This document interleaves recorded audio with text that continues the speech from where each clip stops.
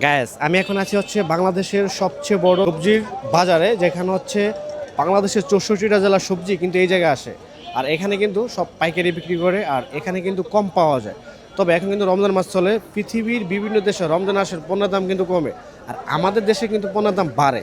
তো আজকে আপনাদেরকে দেখাবো আসলে কি সবজির দাম বাড়ছে কিনা। বিশেষ করে আমরা গতকালকে দেখছি যে লেবুর দাম কিন্তু আকাশচুম্বী, আর আজকে দেখবো যে এখানে লেবুর দাম বেশি কিনা, কারণ এখানে সবচেয়ে কম পাওয়া যায়।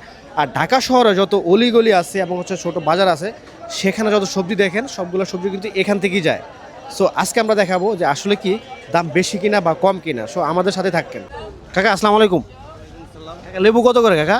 এখানে হলো আপনার 70 টাকা আলি আছে, 60 টাকা আলি আছে, 40 টাকা আলি আছে। আচ্ছা, আজকে তো দেখি যে একেবারে কম, কারণ গতকালকে দেখছি যে 120 টাকার উপরে। আজকে কম কেন কাকা? এটা আপনার বাজারে অনেক সময় যারা নাকি অগ্রিম নিয়ে রাখছেন তখন বাজারটা বেশি চড়ছে। 1 আলির জায়গায় আপনি 5 আলি 10 আলি নিয়ে রাখছেন, তখন তো দাম বাড়বই। আপনার 1 আলির জায়গায় আপনি 2টা নেন, দেখেন দাম কমে না কেমনে কি করে। তার মানে হচ্ছে আজকে কিন্তু দাম কম, তাই না? এখন কাস্টমার কম, দাম কম। আচ্ছা আচ্ছা আচ্ছা, তবে লেবু দামটা কিন্তু খুবই কম। তো আমরা চাই যে পুরো রমজান মাসে যাতে প্রত্যেকটা পণ্যের দাম হাতের নাগালে থাকে, এবং আশা করি সরকার যাতে এটা নিয়ন্ত্রণ করতে পারে।